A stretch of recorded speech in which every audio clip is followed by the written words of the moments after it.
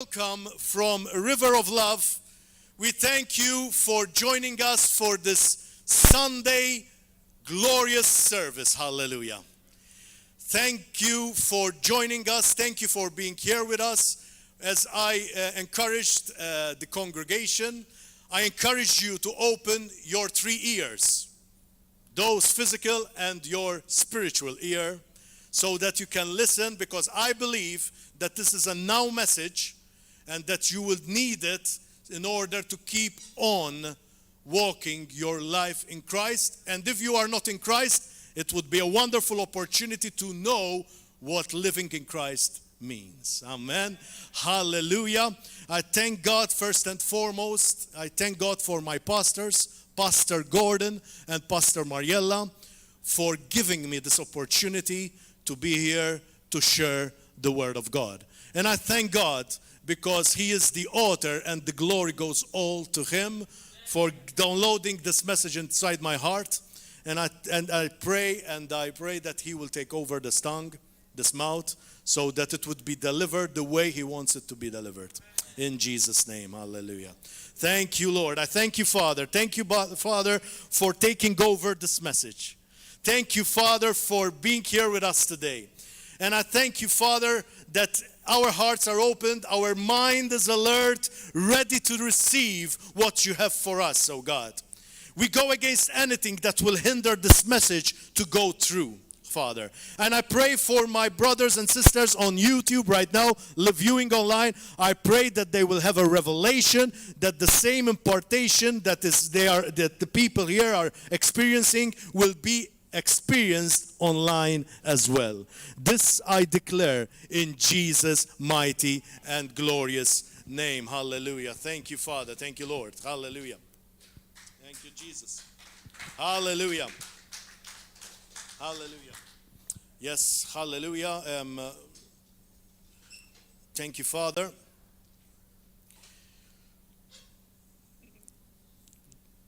Just before we start, I'll ask my brothers and sisters, you know, you always reap what you sow. Do you know it? In the word, you always reap what you sow. Amen. It is a golden biblical principle. Amen.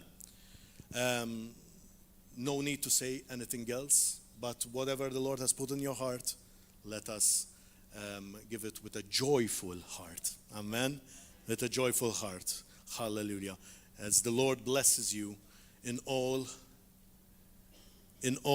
your needs, as He takes care of all your needs. Amen. I thank God for your faithfulness, and I thank God for His provision in Jesus' name. Amen and amen. Hallelujah. Hallelujah. Are you excited this morning? I'm so much excited. Hallelujah. And I just can't hide it. Amen? Okay, now you're singing the song. I know. Praise God. Hallelujah. Okay, this is a message that, as I was explaining before, it's a message that the Lord has been brewing in my heart. And the moment He put it in my heart, I had at least 5 brothers and sisters coming to me, speaking to me, and all needed the same exact message that the one I'm going to preach today. Because I believe that this message is for each and every Christian, whether a honeymooner Christian or else a seasoned Christian. We all need it. We all need it desperately. Amen. I'm going to speak about entering God's rest. And not only, but abiding within. Staying there. Because honeymooner Christians will enter the rest of God. Because I'm going to start preaching before the preach. But just open your heart and minds, because we enter the rest of God the moment we give our lives to Jesus. But then, after a while, it's very easy to slip away from that rest. So what's important is entering and staying there. Amen? So that is a prelude to what is coming. Praise God. And thank you, Jesus. Hallelujah. Yes, the church has been purchased by the precious blood of Jesus Christ. We agree with that? Amen. You have been purchased by the blood. If you gave your life to Jesus Christ, your life has been purchased by his precious blood. Amen. Hallelujah. And of course, through that, we have eternal life. Isn't that wonderful? Hallelujah. We all know it. We all acknowledge it. Amen. And it is deep within us and convicted about that. Amen. Yet, I see many Christians living a defeated life. I see many Christians being overcome by depression. I can see many Christians heavily burdened. It's okay to be like that for a season because you're fighting the good fight of faith, but it's not okay when you just succumb to it. Okay?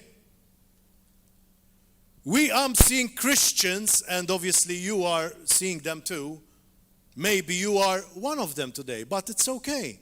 Today you're going to be released out of all this in Jesus' name. Because I believe that Jesus did not just come to give us eternal life. Jesus came so that we can start eternal life from here. Amen. Jesus came so that the kingdom of God will be established here. I go even further. I zoom in further to go here inside our hearts. Amen. Established deeply in our hearts. And where the kingdom of the Lord is, there is freedom. Amen. Hallelujah. We say amen. We say yes. And I appreciate those amens. If you don't amen, I amen myself. No problem. But you are a bunch of amen people. Praise God for that. Hallelujah. But it's not just about the amen. It's about, are we sure we are living into the rest that the Lord has given us? Are we sure we are living into the fullness of Christ, whatever he brought to us? This is the question I want you to have right now. Am I? Because this is not a question to be given to your neighbor or to your wife or to your husband. This is a self-examining question. Am I living all the fullness of Christ right now? Amen? Answer yourself. No need the answer. No need to have the answer right now. Praise God. There are many motives why this happened, as we say. But today I'm going to focus on this major aspect, okay? Because unfortunately and regretfully, I have to say, many Christians are living a mediocre life. And many, even worse, are going back to their own vomit. Sorry for that. On an empty stomach. But it's the truth. Spiritually, it's the truth. Because many are falling back into the world, are going back into their vices, to their addictions, to their past. And we have nothing to have. We should have nothing from the past apart from being our teacher, not to go there any longer. Amen? As a key verse, I'm going to focus today on Hebrews. He has been brewing in my heart. So it's Hebrews, okay? Okay. Praise God. And it had to come from Hebrews, of course. It's Hebrew chapter 4. The whole chapter. Amen? Amen? But I'm going to focus mainly on this verse. And I trust God that it will be so clear to you by the end of this message. And it states, the author says this, "For he who has entered his rest has himself also stopped from his works, as God did from his." How many of you knew this was in the Bible?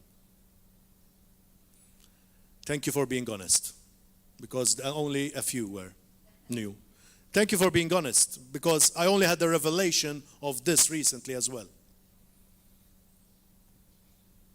But this is very powerful if we knew what it means. And this is what I'm trying to unlock today. Amen? But let us go on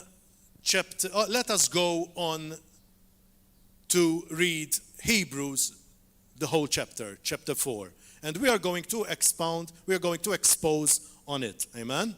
Because we have to understand the context, not just a verse. A verse can be taken easily out of context. So to do a proper Bible study, we need to go and see the context. Amen? That is one of the key elements to do a proper study. Amen? So please open up your Bibles in Hebrews, the 4th chapter. Hallelujah. Thank you, Father, for taking over. From now on, Lord, please take over completely so that this message will be delivered as you want it.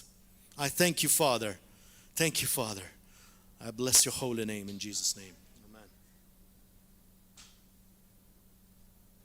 Thank you, Lord. Thank you, Father. Let's read. "Therefore, since a promise remains of entering his rest, let us fear lest any of you seem to have come short of it. For indeed the gospel was preached to us as well as to them." Now we explain who are us and them, okay?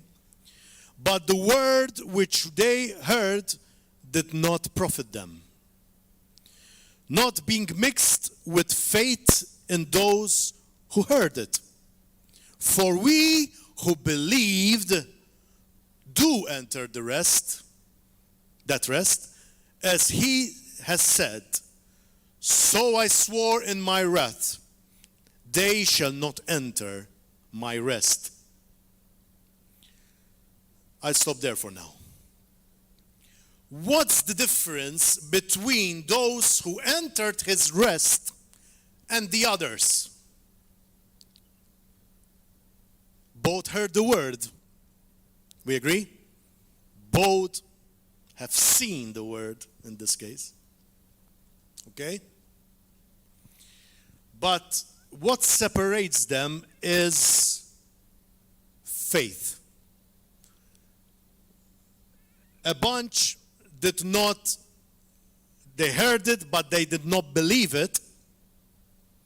The others heard it, received it gladly, and believed it.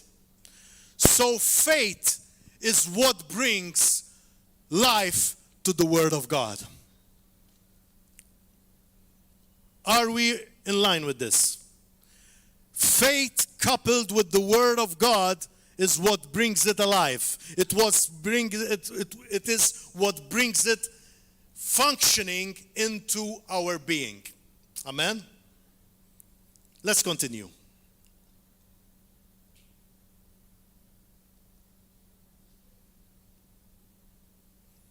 It's important to notice that those who enter the rest, as I said, enter by faith. But it is not enough to enter by faith. We have to stay in that faith. Amen? And this is the key. Let's continue.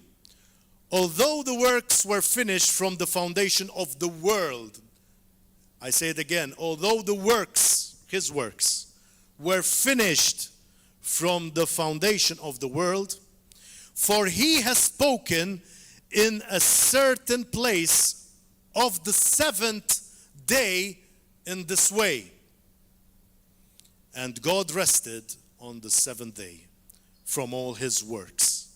And again in this place, they shall not enter my rest. We here see God rested from all his works. Later on, we will we'll zoom even more into this. Meaning, whatever you need in life, it has already been made available to you. He completed the work. Amen? Let's continue. Since therefore, it remains that some must enter it, and those to whom it was first preached did not enter because of disobedience. Highlight disobedience. Again, he designates a certain day. We're going to speak about this. Saying in David, today, after such a long time, as it has been said, today, if you hear my voice, do not harden your hearts. Here we notice that doubt turns into lack of faith, which in turn turns into disobedience. It is a spiral downwards. So first we start doubting.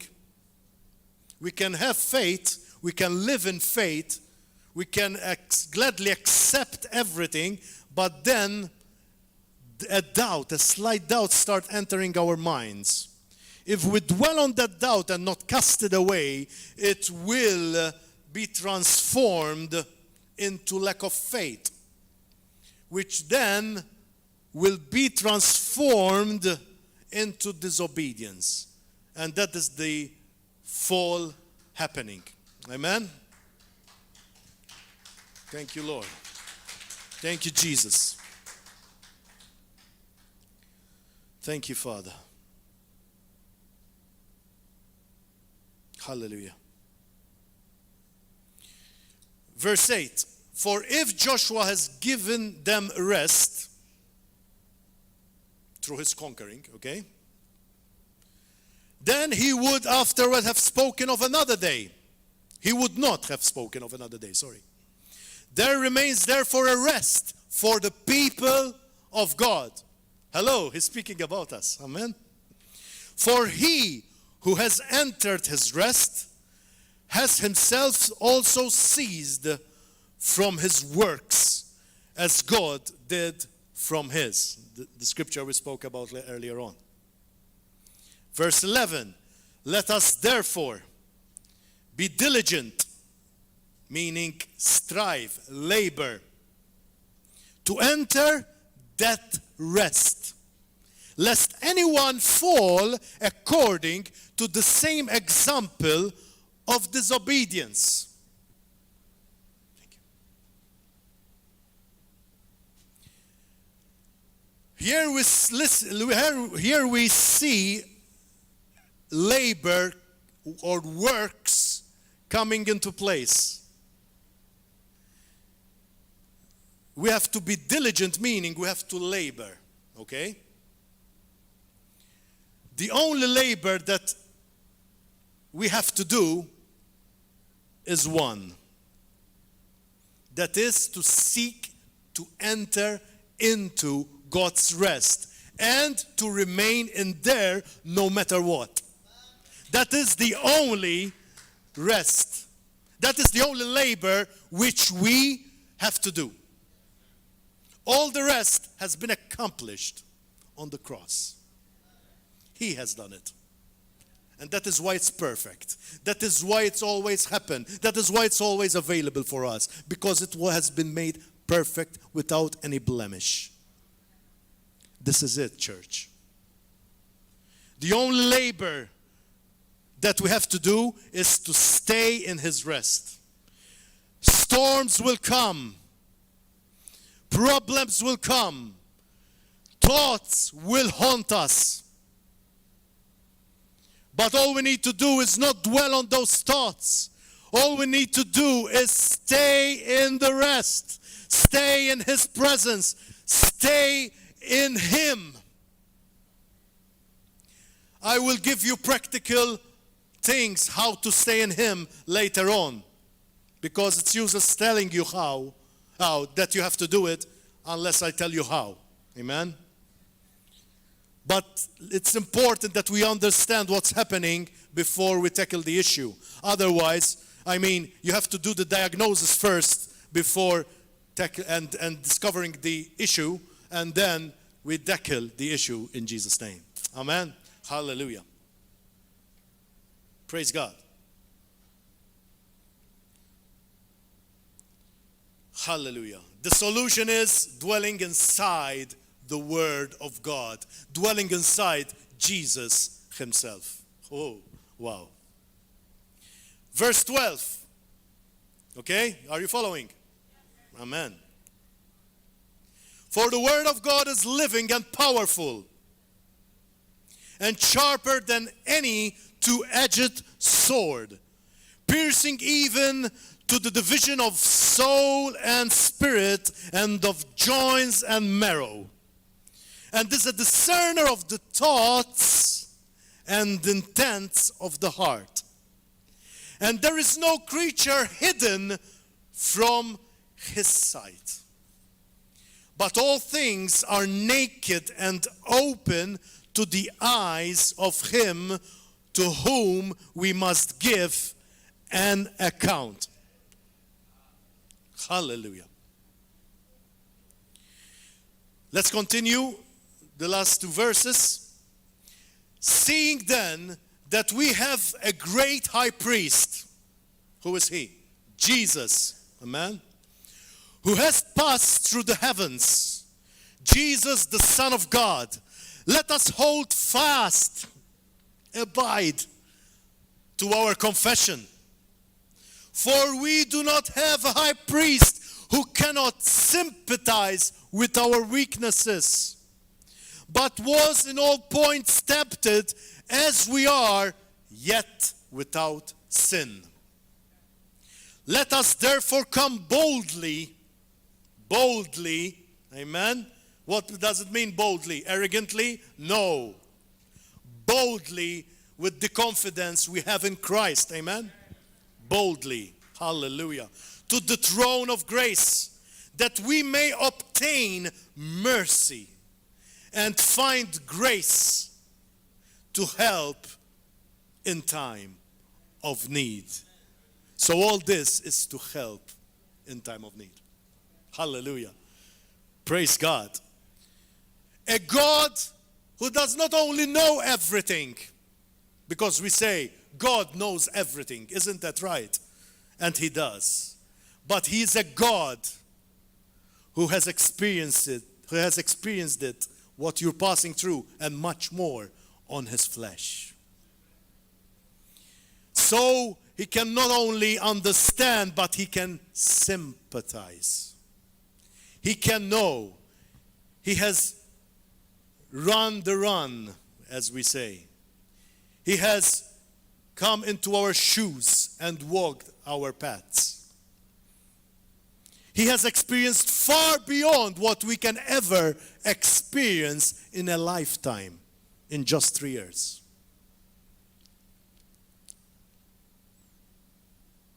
This is your God. Not a God who is up there somewhere. He is living in the inside of you. Hallelujah. Woo! Praise God. Thank you, Jesus. But what does rest means? It can be interpreted in various ways.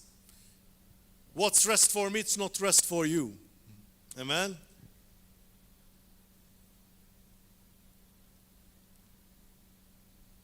It's a fact.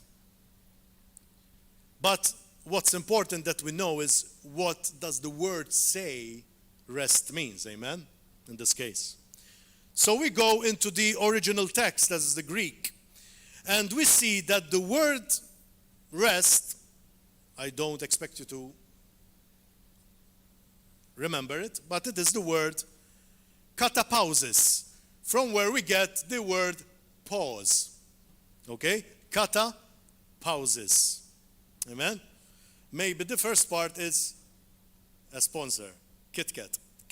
Kit because have a break. Have a Kit Kat, you know? so it's katapausis. Okay? I'm sure that you will remember that now. Praise God. Which means, and this is what's important, not to remember the word, but what it means, amen? It means abode. Abode is a home, it's a dwelling, okay? It's a dwelling, a resting place you call home, amen? A putting to rest, calling, a putting to rest. The rest from the storm, you know? Calmness, stillness, amen? A resting place. This is nice as well. And I love it. The heavenly blessedness in which God dwells. Wow, this is powerful, huh? The heavenly blessedness in which God dwells, in which God is resident. He stays there if we allow him to. Amen? And this word made me think about a scripture which is in Colossians chapter 3, verse 1, which is, if then you have been raised with Christ, seek the things that are above, where Christ is seated at the right hand of God. So the heavenly blessedness in which God dwells, we are living in that same realm. We are seated on the right hand side of the Father with Jesus. With Jesus. We're not understanding this. I'm not understanding this either, fully. We are seated on the right-hand side of the Father, the right-hand side being the hand of power. We are in the same authority as Jesus Christ himself. So can you tell me that depression, can you tell me that sickness, that poverty, those situations, big how big they are, when you are standing on the right side of the Father, can you tell me how big they are compared to where you are seated? Can they stand a chance against an almighty God? He is dwelling in you. He is dwelling in me. Therefore, as we have seen, everything is finished. Everything is made available to you so that you can conquer on that depression. You can conquer on that sickness. You can conquer on everything that comes against you, whether it's a marriage problem, whether it is a financial situation, whatever it is, it's all there readily available to you. Not today because you begged the Lord, but it has been done 2,000 years ago, the moment he shed the blood on that cross. Praise be to God. Hallelujah. Thank you, Jesus. Let us then now focus more on Hebrews 4, the 10th and the 11th verse. Let us read them again. For he who has entered his rest has himself also ceased from his works as God did from his. Wait a minute. Did I first previously ask you to labor? Now, why you're telling me to cease from works? Because it's a different kind of labor. As I told you, the only labor that we are supposed to do is to enter and to stay in that dwelling place. Now you are starting to understand more what's that dwelling place. To stay there, to know, because you are always there. Because once you surrendered your lives to Jesus, let me make this clear. Once you surrendered your life to Jesus, you are now seated on the right side, hand side of the Father. Spiritually, you are there all the time. But of course, there are the other two. The flesh and the soul. The emotions, will, and the flesh. Behavior, Those things are being renewed. Those things are like a yo-yo. They come in into the presence, they go out. They come in, they go out. They come in. They are like a yo-yo. The Spirit is always there. It's perfect. Because we didn't have anything to do with it. God did it. And that is why it's there always, constantly. Amen? But the thing that we have to do is not to let this yo-yo happening. We have to stay there. Remain there.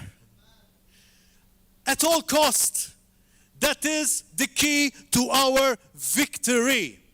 Amen? So, with this in mind, let's continue. We're getting into it. Hold on fast. Amen? Let us therefore be diligent, strive and labor to enter that rest, lest anyone fall according to the same example of disobedience. Okay? What I've said. If we start doubting, there will be lack of faith, and then we fall into disobedience. Amen? Those who have surrendered their lives to Jesus have entered his rest through faith. I'm repeating purposefully, because through repeating, it will go down from the mind to the heart, and that is what I pray for. Amen?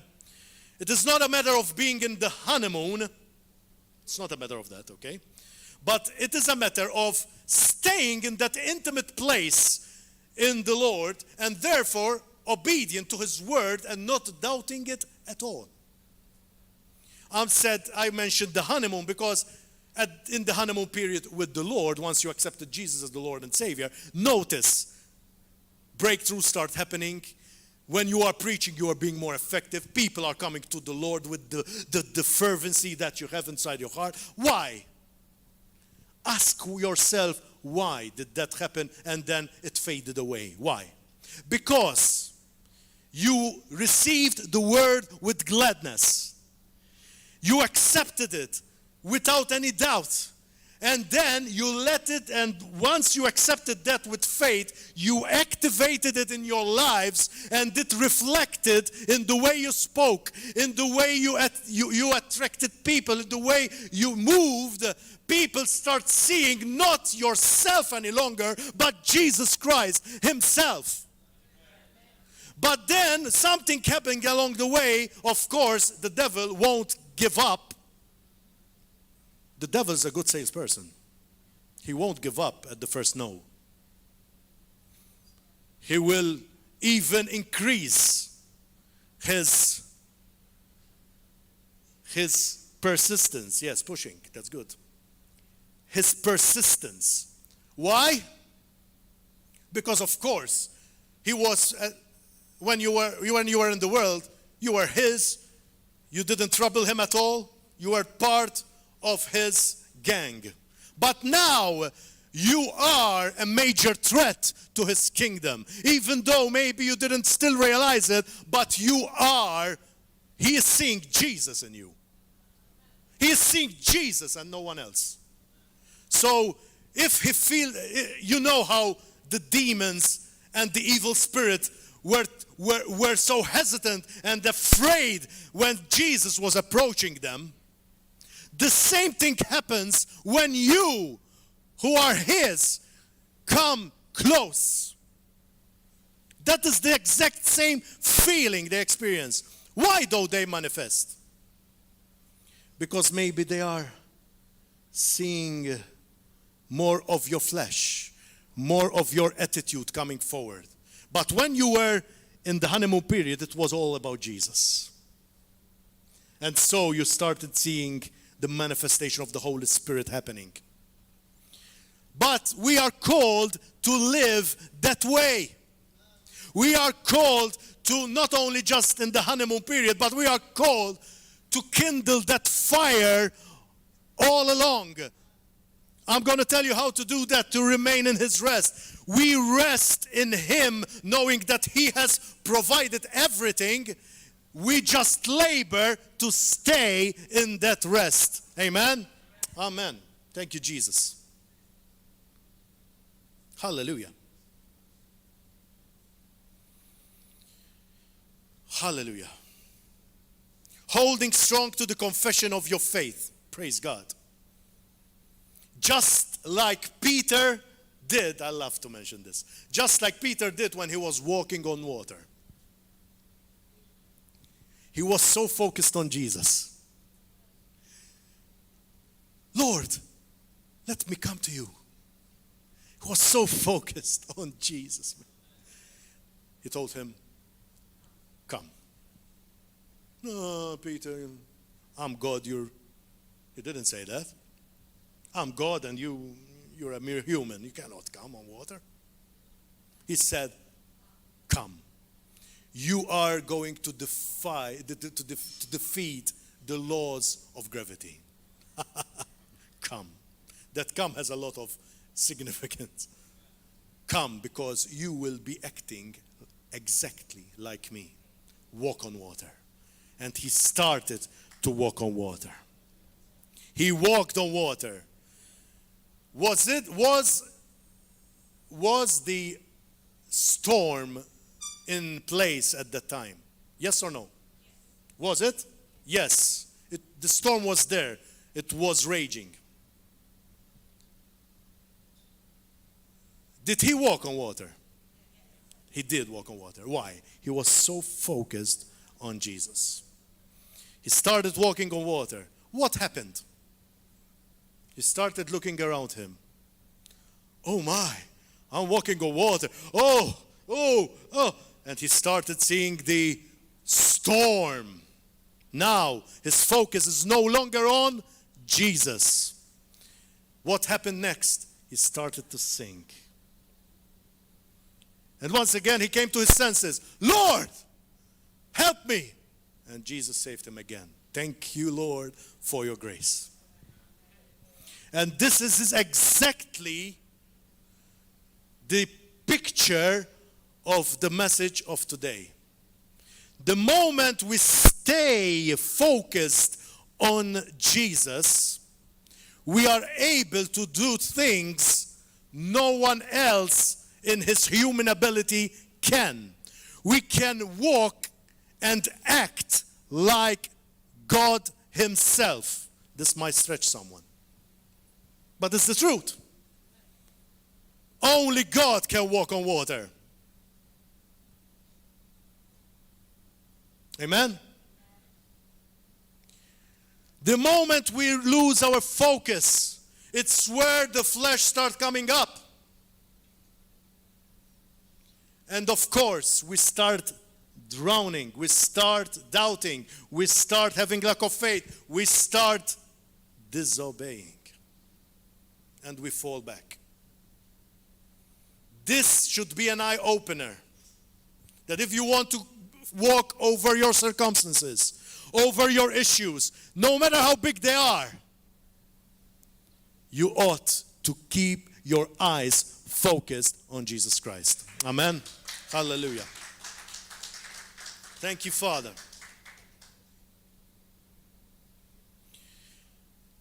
Okay, this will stretch a little more some of you. Our pastor gives Pilates lessons, so you can subscribe to that, to the stretching classes. Amen? But this will stretch you spiritually for sure. No, spiritually, I correct myself. You are done. You're done.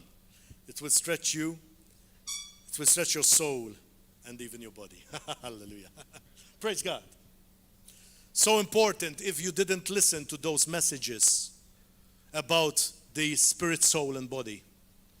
Those are a breakthrough for every Christian There are about 18 lessons, if I'm not mistaken, all on YouTube, done by our pastor.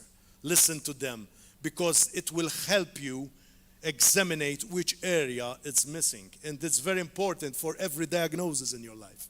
Even medically, they have to dissect things to understand what's wrong. The same thing what our pastor did in those 18 sessions, spirit, soul, and body. You will understand exactly what's the issue. Is it the spirit? We understood now that the spirit is never, once it's born again, it's perfect, it's there. So it would be either the soul or the body. Probably they will be together. The body without the soul doesn't do much. You know. So the main culprit is the soul. Oh, my soul. Oh, my soul. Yaqlanna trouble. It gives us a lot of trouble. Oh, Jesus. So this is going to stretch you, okay? Ready for this? Faith does not move God to do something. If I leave it there, you will just throw all the things at me. But faith reaches out to what God already provided. I have to say this again because it has to go down. Faith does not move God to do something. Faith reaches out to what God already provided. All that we ever need, present and future, is already settled. It's already done. It was settled, as I said, 2,000 years ago and more, by Jesus when he said, "It is finished." That is what he meant. It's not because he was dead. It's because he completed what he came to do.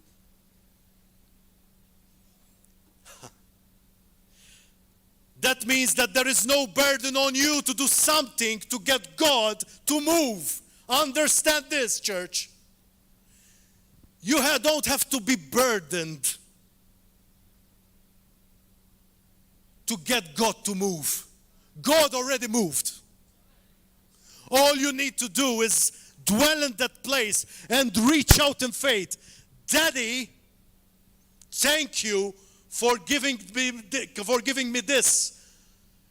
I thank you because I declare that now it will manifest in my life. This is it. This is the standpoint. We cannot move God by the many things we do, because we become religious. Now I speak about that. Hallelujah. If you think that God is responding to what you do, what you are doing, exactly, you are simply religious. Religion teaches you that you have to do this in order for God to give you that. This is what the religion teaches. Christianity, listen to this carefully, is not what you do for God, but it is what he did for you by grace, and you are just responding to what he has already done. This is what Christianity is all about. It is not a response from God because you have done a lot of things good. He already has the storehouse full of abundant blessings, solutions for your life. You are just by faith reaching out to that store. That's it. Simple. Simple. But this will change the way we think. This will change the way we pray. This will change the way we approach God and approach life as such. Amen? We are here to identify today whether you are trying to get God to respond to you through what you do, or you are responding to God's grace. These are the two things that you personally have to examine yourself in. Are you responding? Are you asking God to move on your behalf? Or are you asking God, or are you reaching out to God to have what He already prepared for you? It's totally different. Because one entails human works, dead works. And the other is approaching with the lifeline of the word that is faith. Amen?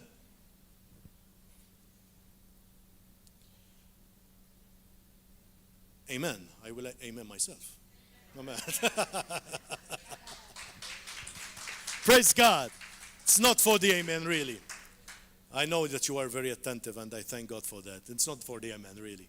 It's about, assimilating it and confirming it in your spirit. And you declare it. You say amen to that. It's not just to hear an amen, It's just to confirm it in your spirit. Amen. Grazie, Gesù. Thank you, Jesus.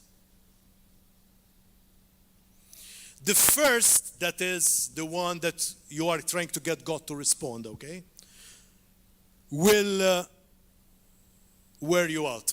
Simply wear you out. You will get spent, you will get overtired, you will get burnt, and you will give up eventually. Because you are trying to do something. Oh God, I prayed so much for my father. I fasted. I didn't even have time for pleasure. I just read the word from morning to evening. And yet my father still died, Lord.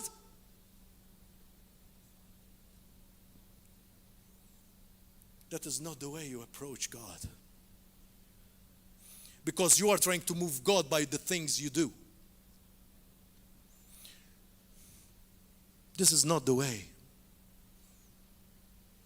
But the way we approach God is, thank you, Father, because healing is readily available, and invade my Father with your healing.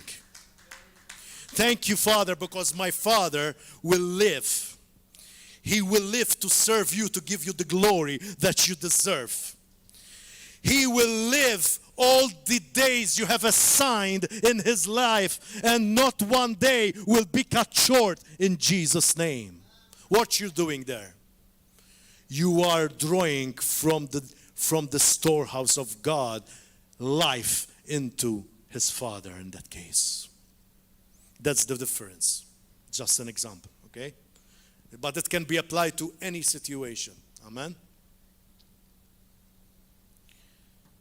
I have been raised in a church that is all about works. Praying 5 times the Hail Mary to ask a penitence for my sins.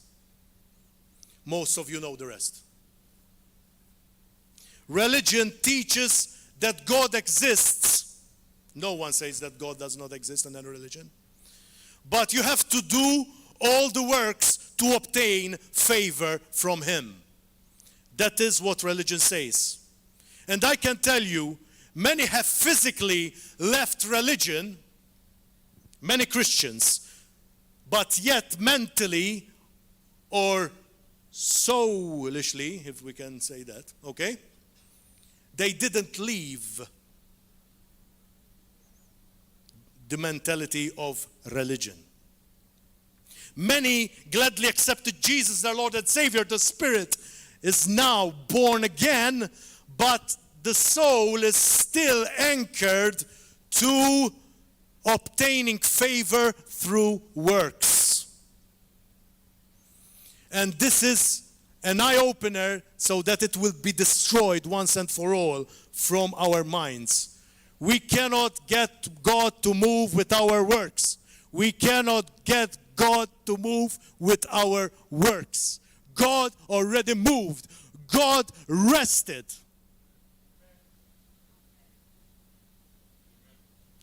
Come on, guys. You have to go out from here knowing this. living this. Let your life reflect this lesson today. Hallelujah. Just trying to live by the standards prompted by religion wears you out. If you try to live by the standards of religion, you will be worn out. You will, because it was never meant to be that way. And that is the main reason why we receive many fallouts, why many people go into the world, because they are going to try to do it their way. Many quit trying because they gave up trying to reach the standard. You can never reach the standard. Hello? You can never reach the standard. What? Standard of perfection? With you, with your being, with doing the things yourself? When with a slight thought you have lost everything? Wake up. You cannot. And that is what the commandments are there for, to show us that God's standards are possible to reach with human effort. Amen. That is why it's impossible to reach. That is why we need to preach to the world the commandments. Because they want to realize that they cannot reach it. And that is why they would then need a Savior. That is why Jesus comes in then. Because they would say, for me it's impossible to do that. You're right. Your eyes have been opened. That is why Jesus came into action now. Because only a God could fulfill all those requisites for perfection. Only He could. And only through Him we can obtain that favor and grace.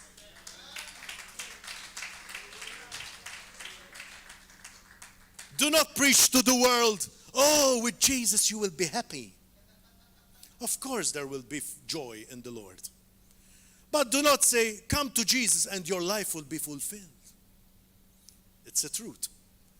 But the world does not need to hear that, because they will find fulfillment in New Age. They will feel free in New Age. They will have the cosmetic feelings, everything in New Age, in the things of this world. If you see yesterday's Eurovision, you will see a lot of love happening. Yet the demonic presence was big. Through songs, worshiping Satan himself directly, and other lyrics which were more of a curse than a blessing.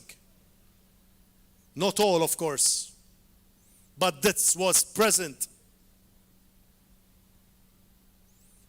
Wake up, because the kind of peace, the kind of love that Jesus is offering is totally different from what the world is offering.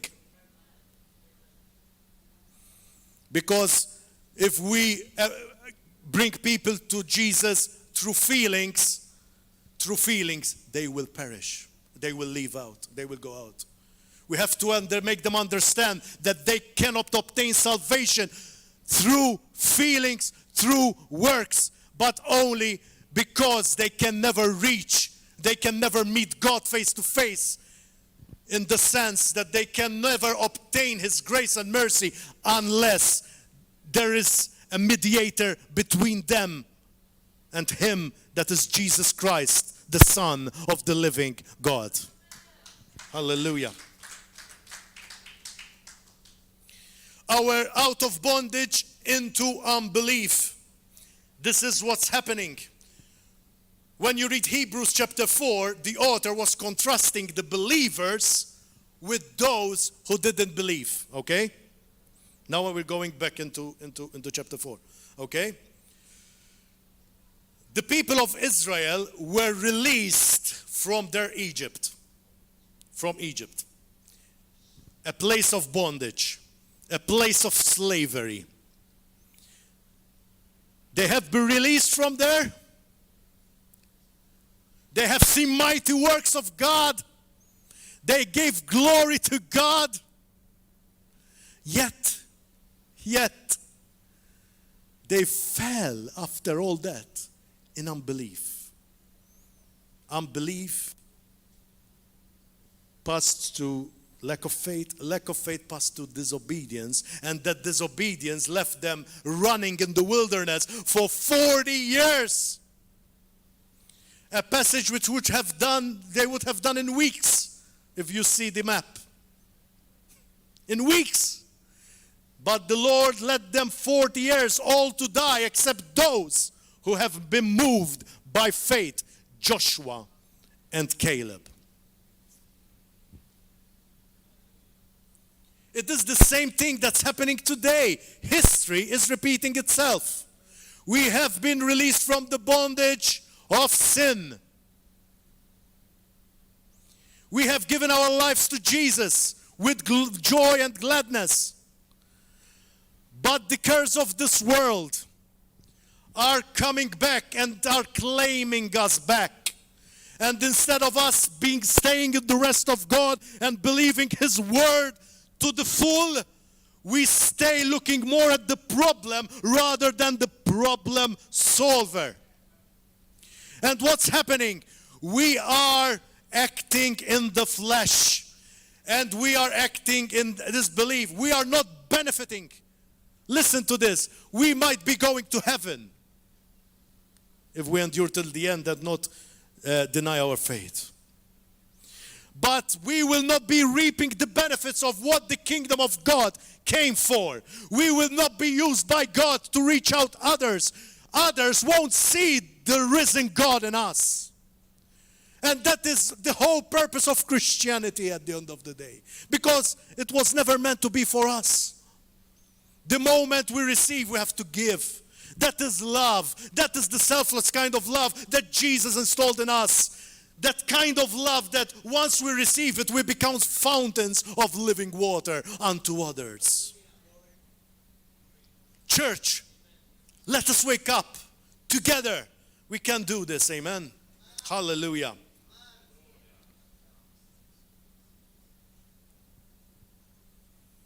As I said, many Christians were saved, but they are not reaping the benefits from dwelling into the resting place. Many Christians are not experiencing the joy of the Lord. Even in the midst of trouble, there can be the joy of the Lord. I can tell you that is the greatest form of evangelism out there. When people seeing you crushed and persecuted and all sorts of problems coming your way, yet they see that smile out of an inner joy that the Lord is putting inside your heart because of the assurance you have in Him. That joy, that laughter, that say, okay, I'm pressed, I'm crushed, I'm persecuted, I'm even bent, yet not I that live, but Christ that lives in me. And this is just a season. This is just a season. It's gonna be okay because my God and that covenant I have with Him is an eternal one. So how much could it last more? 10 years, 20 years, bring it forward. I have the joy of the Lord. I'm gonna last for eternity. I'm gonna be shining, and the more I'm being polished, the more fire is happening inside my life, I will be like that diamond. The more it's being refined by the fire, the more it's being polished, the more it is not shining, because that is a wrong term. So Rihanna, note, diamonds don't shine. Shine like a diamond. But diamonds reflect light. Diamonds reflect light. We reflect the light of Jesus Christ. Hallelujah. Thank you, Jesus. Hallelujah. Blessed be the name of Jesus. Thank you, Father. This is all about you, Lord. Hallelujah. Glory be to your name. Hallelujah. Whoa. God rested. I want to emphasize on this. Praise God. How are you feeling right now?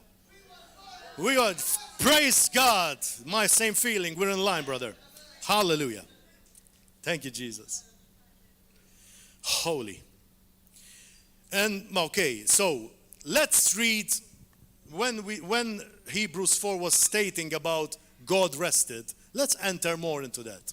And I'm going to read from Genesis chapter 2, verse 2 and 3. Okay? The very, very beginning, you might say. Okay?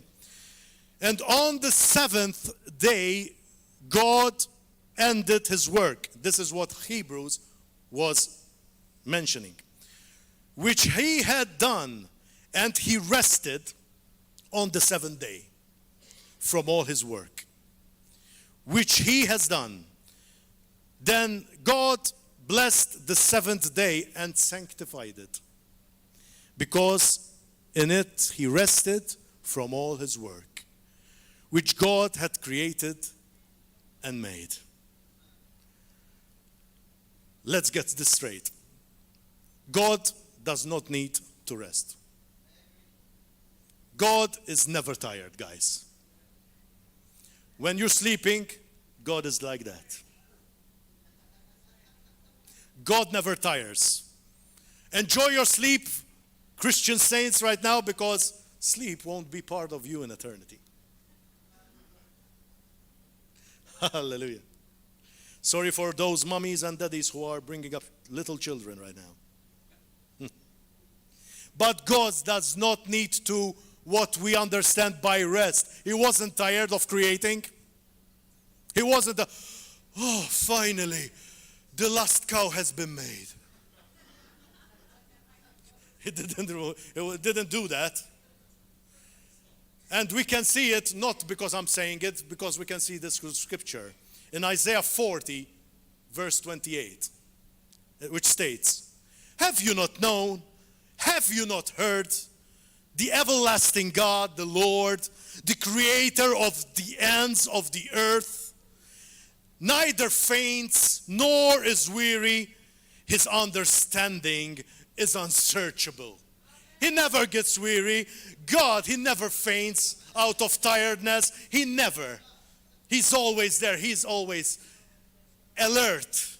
He's always in control. Amen. Hallelujah. So what did he mean when he said God rested? It simply meant, please understand this, it simply meant that just like an artist, he was depicting the perfect picture. And the artist knew that if he did another stroke, he would ruin the whole picture. So the artist rested because he said, my work is complete. I don't need to do anything else. Everything is perfect. That is the rest that God was talking about. It's done. It's accomplished. Amen. Hallelujah. God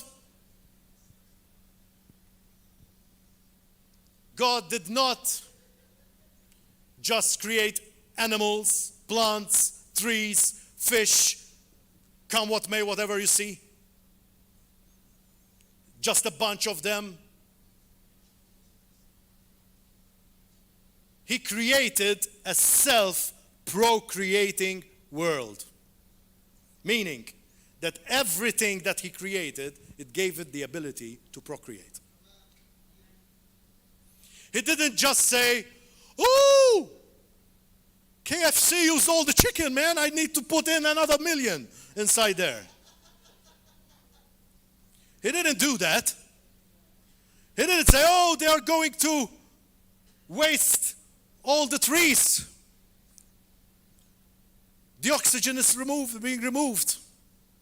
Oh, trees come up again. But did you know one thing I didn't know still a few time ago? a little while ago, that there is a cluster of trees in Iceland that is sufficient to give oxygen to all the world. I'm not speaking about the Amazon, but there is a cluster of trees, and that would be sufficient enough to give for the whole world. That is a study that has been made. So, okay, we have to, as Christians especially, we have to take care of our world. We cannot abuse what God created. Amen? Amen. We have to really love the world in the sense that we have to appreciate that He gave it to us to administer and to use it as it should be, not abuse it, of course. Amen? And as many can say, all the plants, everything has been made specifically. They are medicine to us. Natural. And we're still discovering them. Amen. I know this burns in your heart, Brother Garrett. Hallelujah. I love it. Electricity was not created 144 years ago. I've checked it. I didn't know it. It wasn't created 144 years ago. It was there from creation. It is the laws that man discovered to use them. Even this building, the concrete, anything. They weren't just invented years ago, 200 years ago, but they were all the time there, readily available, because God knew what men will do. This has to be understood. Why I'm going into this detail? Because I'm going to tell you something. He stopped creating, but then God created again. He created on the 8th day. Hallelujah. Hallelujah. Verse 4:7, he says in Hebrews 4:7, again, he designates a certain day. This is what he says. This is what he's talking about. A certain day. The day. The day. The day when Jesus died on that cross, shed his blood, and offered salvation to all those who believe from the heart and confess from their mouth. Woo! Listen to this. He created again. We see it in a popular verse, 2 Corinthians 5:17, which says, therefore, if anyone is in Christ, he is a new creation. Hallelujah. All things have passed away. Behold, all things have become new. Hallelujah. New creation. He created again. Just like the first creation, he rested and said, it's finished. People don't need anything else. Till this day, we are still reaping out of this world, and will continue to reap out of this world. It was finished for first creation. So in the new creation, Jesus now said, it's finished. So, like the first creation, everything was done and made available to us.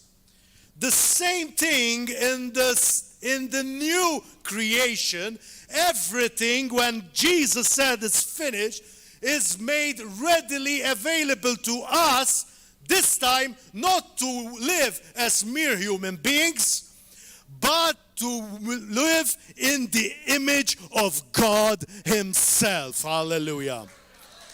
This is big. But this is true, and I cannot fully understand it myself. I'm saying it, but I'm not comprehending it to the full. But I need more of this renewing of the mind so that I can align my life to this. And this is what the labor is all about.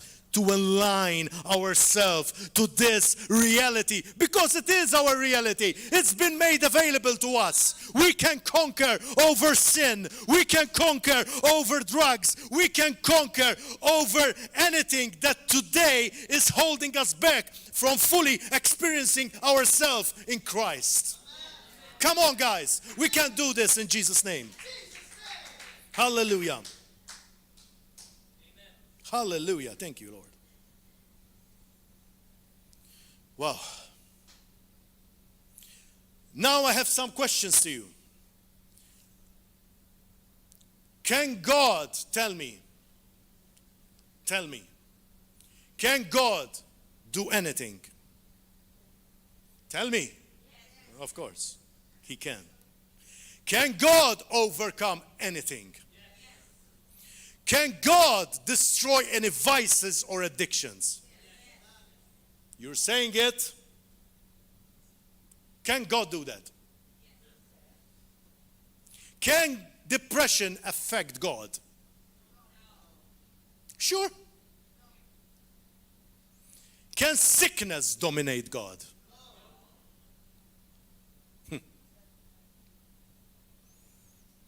Okay. You who said no, or said yes, depending on the question. Okay.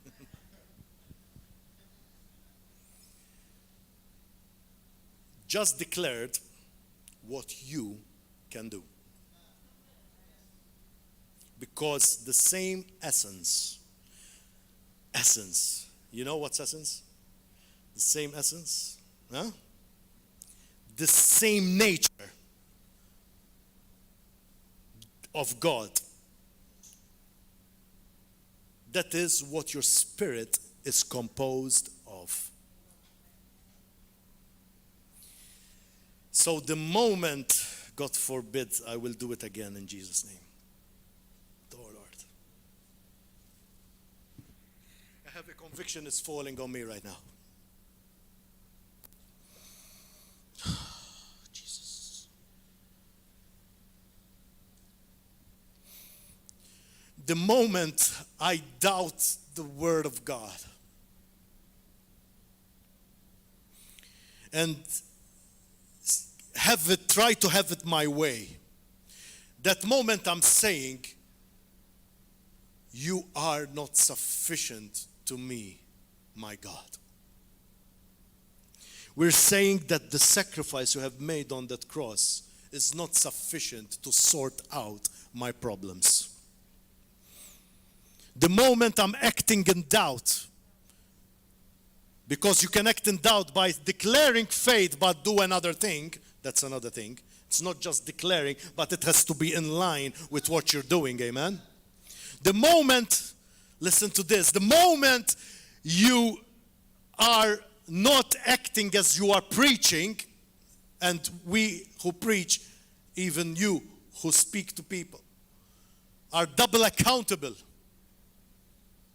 The moment we don't act that way is nullifying the works, the mighty works of Jesus Christ on that cross. This is serious stuff. You have been born again.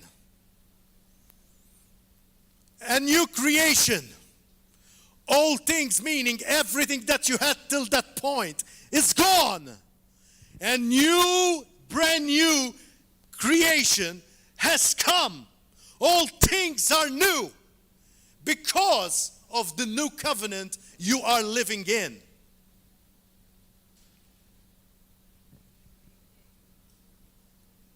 After this message, if you have a full revelation, you will not even come to another altar call. I can tell you that. If you have a full revelation of that. Not because it's bad to come to an altar call, don't get me wrong. But you know what I mean. Because you know that you have the fullness of Christ already living in you, and you can do all things to Christ who gives you strength. So you don't need anyone to pray over you because you already have it in you. Amen? Now I understand that touch of intimacy, that touch of, wanting, because the Bible speaks about it, praying with a brother, iron sharpens iron and all this stuff. I understand that. But if you have a full revelation, you won't need to come to every altar call. Amen? Praise be to God, the Most High, Jesus Christ. Hallelujah. Now, the last 10 minutes, I'm going to give you practical things. Now that you know, how is it? It's all opened in front of you, and you are understanding where you're coming from, okay, and where you are, and hopefully understand which areas you need to improve, okay? Now let's get to the practical side of things, how to do it. Hallelujah.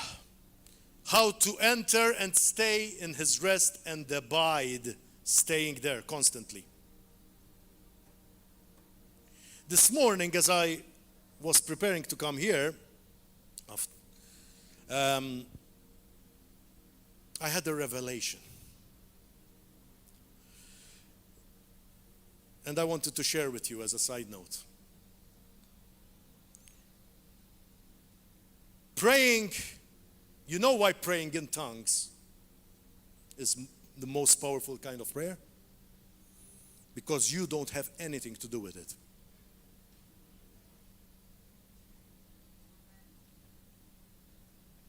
It's the same thing. The moment we allow God to do God in our lives and act like Him in this world, and not act with our abilities, okay, with our own strength, that is where power flows of the Holy Spirit. You can pray in tongues, think about that, while still thinking about something else. Because you don't have anything to do with them. But you will be praying selfless, powerful, divine, chain-breaking prayers without you even knowing. God made Abraham sleep to make the covenant. The old one, let alone the new. We don't have anything to do with it. The moment we try to do something about it, it's where the fall starts. It's where it becomes impure. It's where we start seeing the flaws and cracks in our lives. But the moment we allow Him, that is where the power of God will flow. Amen? Hallelujah. So, practical terms, quick, take notes if you can, or else view the video later. Affirming constantly, day after day, our identity by praying over ourselves scriptures. Mela, what we need to do is we need to affirm who we are in Christ. For example, let me give you an example. Are you captivated in sin? Are you some sort of sin, Are you being captivated? Are you being captured by sin, entangled in sin? You just pray these. Romans 8:2, for example. There are many others, of course. For the law of the Spirit of life has set me now, it says you, okay? Has set you free, has set me free in Christ Jesus from the law of sin and death. I am free from the law of sin and death in Christ. Hallelujah. You confirm it. You make it personal. Amen. Another one, example. Another Romans 6:11. For the law of Spirit of life has set me free in Christ Jesus from the law of death and sin. Amen. I'm free. The same thing. I'm free because of Christ living in me. Hallelujah. Galatians 2:20-21. You all know them, but are we using them as a tool to remain there, to abide? This is what abiding means. I have been crucified with Christ. It is no longer I who live, but Christ who lives in me. And the life I now live in the flesh, I live by faith in the Son of God, hallelujah, who loved me and gave himself for me. I do not nullify the grace of God, for it's right. If righteousness were through the law, then Christ died for no purpose. I am not under the law any longer. I am in Christ. Hallelujah. And nothing of the law can invade me, but I conquer over anything that comes against me. You are praying scriptures. That is the most powerful prayer with your own language. That is the second most powerful prayer after praying in tongues. Because you're praying the word of God, the will of God. And what does God say? If you pray in my will, I will give it to you.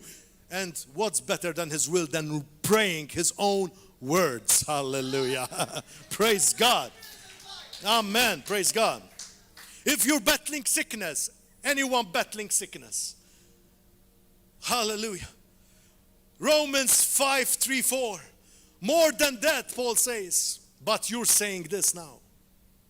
We rejoice in our sufferings, knowing that suffering produces endurance, and endurance produces character, and character produces hope. Hallelujah. So we rejoice. We don't accept it in our lives because it's not from God. Sickness is never from God. Sickness is not a penitence for your wrongdoings. Sickness is not from God, in Jesus' name. And if you are a child of God, sickness is not part of your inheritance. So you go against it boldly in Jesus' name. You deny space in your lives. But in the meantime, as it is happening, as it's manifesting, because there are healings which happen instantly. There are healings which you have to fight the good fight of faith. Okay? But nevertheless, it's already there available for you. But they will manifest later. Okay, in the meantime, rejoice, as the scripture is saying. Rejoice because it produces endurance. It produces hope. It produces the character of Christ, not only in your spirit, but now in your soul as well. Hallelujah. Wow. And don't you think that that is more important for God to produce in your life than the healing? It's more important for that character to happen. Of course, it's in his will that he always heals. It's in his will. He always heals. That is his will. Full stop. But the reason why sometimes things happen later is to produce that character. To produce that character in you that would be more like Christ. Because that is the most important thing. Because he can use you. Only then he can use you when your character is more like Christ. But keep on believing that's going to happen now in Jesus' name. Declare it that this is happening right now in faith. That is what we're called to do. Amen. Yet if it endures, if it lasts longer, rejoice because it's happy. It's building you up. That is what that word exactly says. Amen. Not accept it. That's another thing. Never accept sickness in Jesus' name. Because he bore our sins in his body on the tree, that we might die to sin and live to righteousness. And by his wounds, you have been healed. It's not you will be eventually healed. You have been. You are already. That's settled. It's part of the rest. When he said it's finished, that as well was finished. Amen. Woo. It's getting great. Hallelujah. Praise God for your word. It's getting great because when you start mentioning with scripture, it's a total new level, you know. Wow, praise God. Amen. Praise God. Anxious. If you're anxious about something, waiting for results, not knowing what your partner will say, not knowing what you will find at home, anxious, Jesus says, in this case, Peter said it, but through Christ, of course. Casting all your anxieties on him because He cares for you. You promised me, my God, you care for me.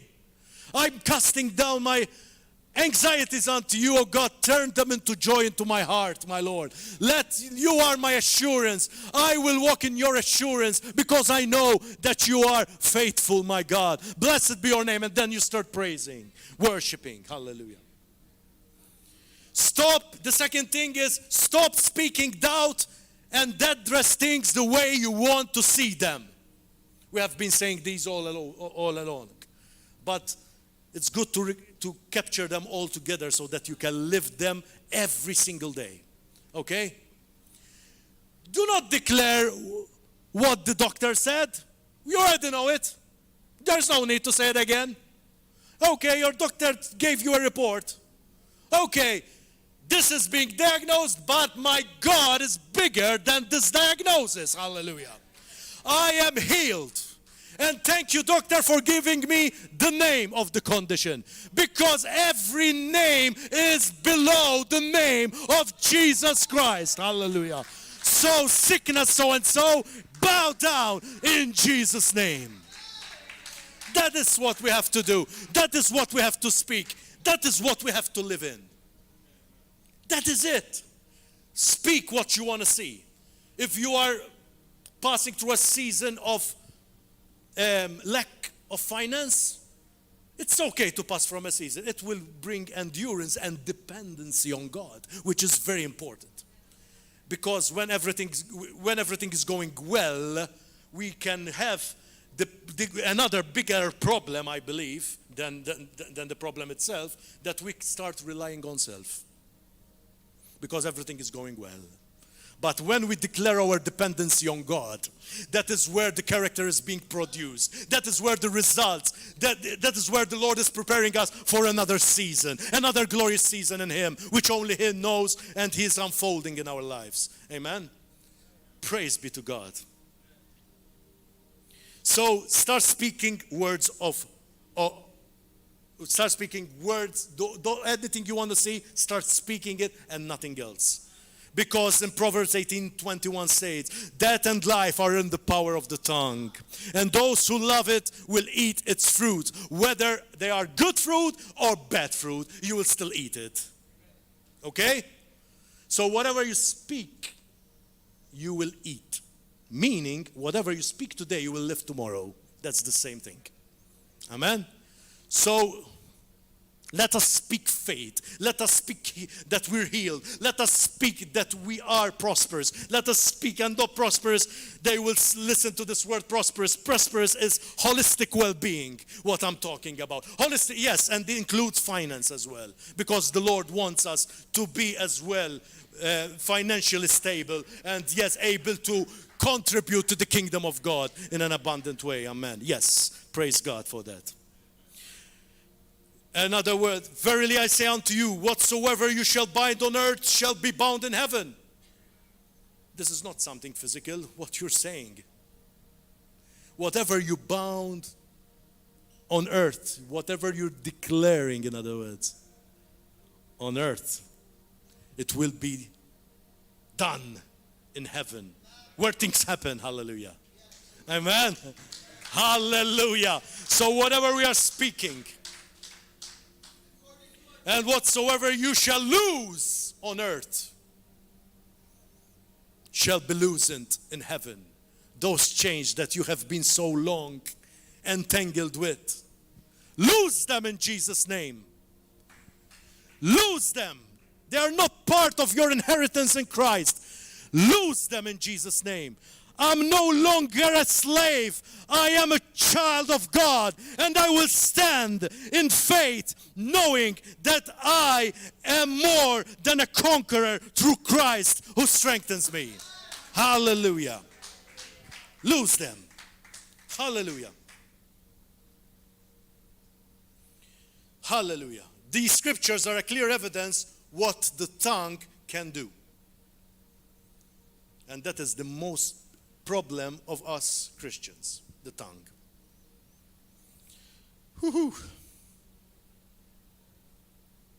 In Maltese we say l-essenza qiegħda fil-bottijiet iż-żgħar.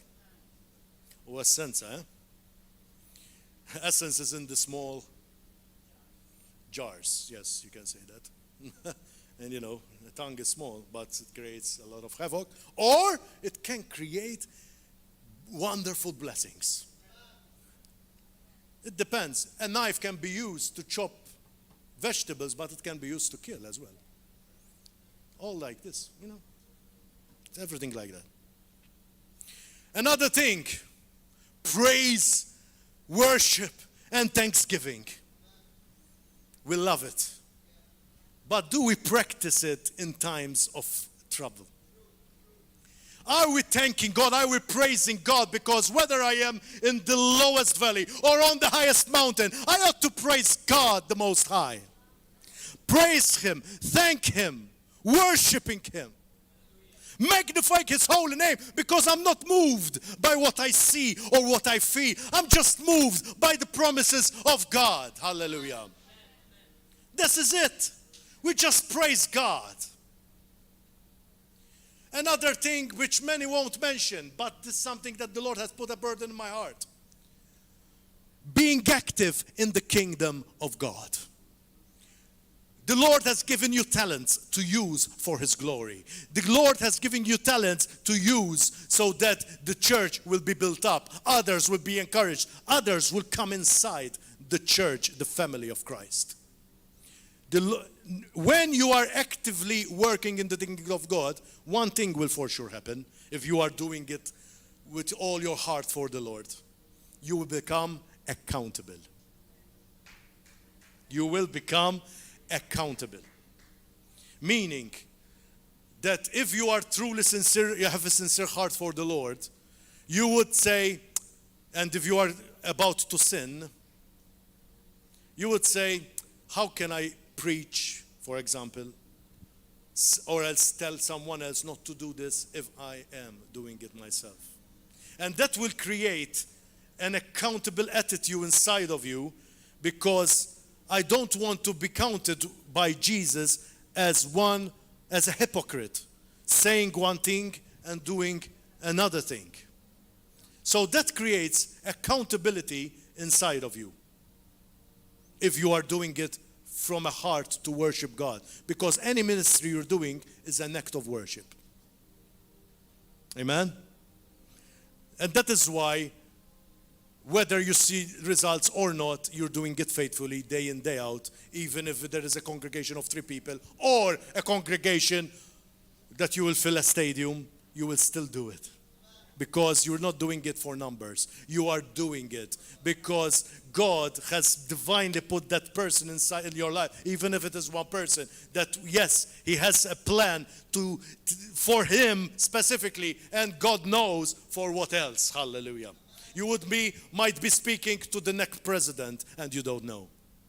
It would be just one person who will change a nation. Hallelujah. Hallelujah. Thank you, Father. So these four practical ways, it is not enough to do them once and that's it. They have to become our lifestyle. Let me repeat them again. You want? So first and foremost, we have to affirm constantly our identity by praying scripture. Amen? By praying who we are in Christ. Okay? Fervently praying. Declaring the promises of God over our lives. Amen? That will not give you time to grumble. That will not give you time to say things about, you start discussing about things. Instead of doing these things, start proclaiming the word of God. Amen? First. Secondly, it would be stop speaking doubts and address things the way you want to see them. It's practically the same thing you're saying. However, you are now the normal language, not just the scripture, but the way you speak reflect what you want to see. Amen? Praise God. 2.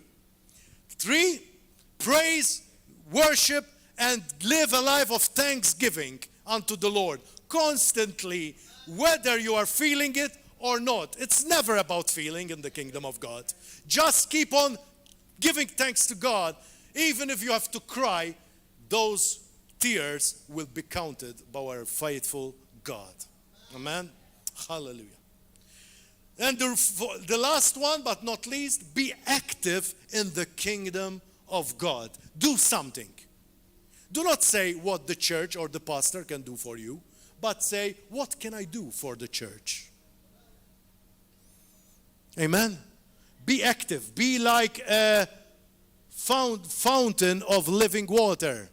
Because if you just receive, you become a pond with stagnant water. And stagnant water smells and stinks. Exactly. We have to receive, give. Receive, give.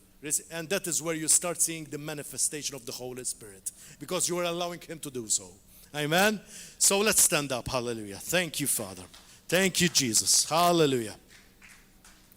Thank you, Father. Thank you, Lord, for this message.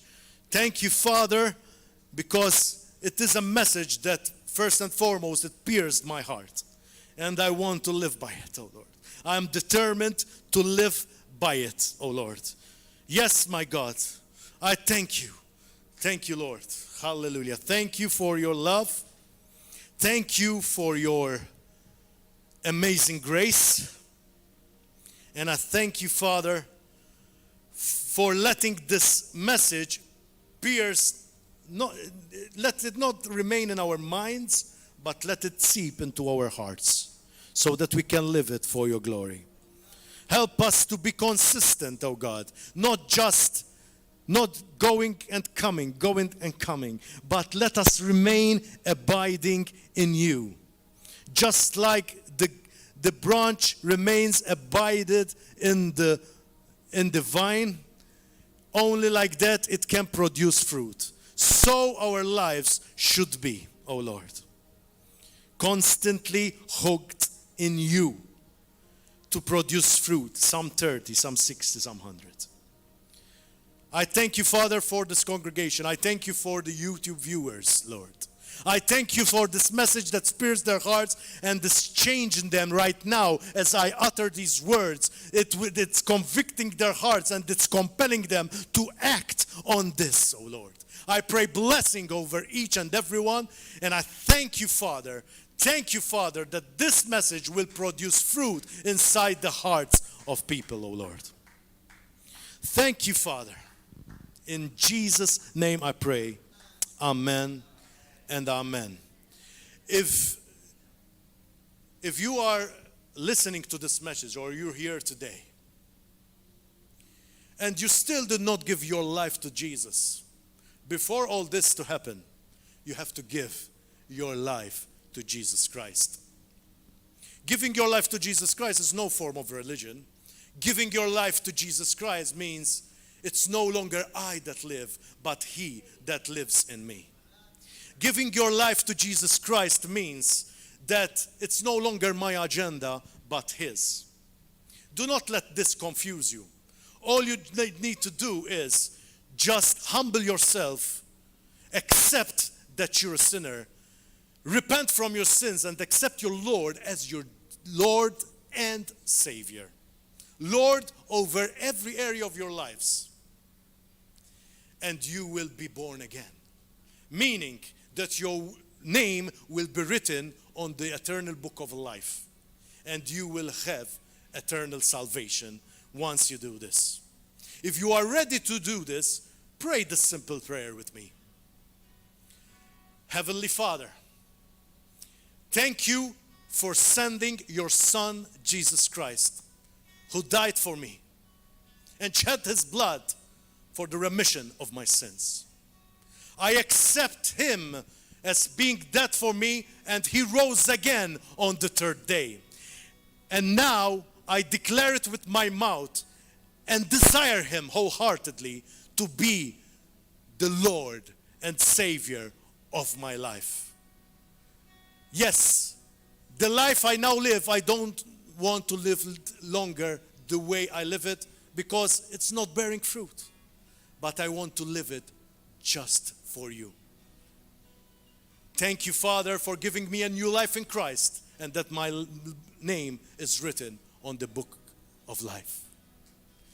If you just prayed this prayer with me and you prayed it, declared it from your mouth and believed it in your heart, please get in touch with us. If you're not in Malta, get into a Bible-believing church which will help you, strengthen you. If you are in Malta, we welcome you in our family, River of Love. We will welcome you so that you can grow, because the word says that faith comes by hearing, and hearing the word of God. We invite you here to come. Get in contact with us through various mediums. Okay? Thank you. We praise God. And if you feel that you need to help our ministry, please do so. You can even as well feel in your heart to donate. You can donate even through Revolut. Amen. Or else, if you need any prayers, if you need anything, just contact us and we will be happy to help you out. God bless you, and may God protect you in all you do as you live a life surrendered to Him. Have a good Sunday afternoon as you learn more and more to rest in the Lord Jesus Christ. God bless.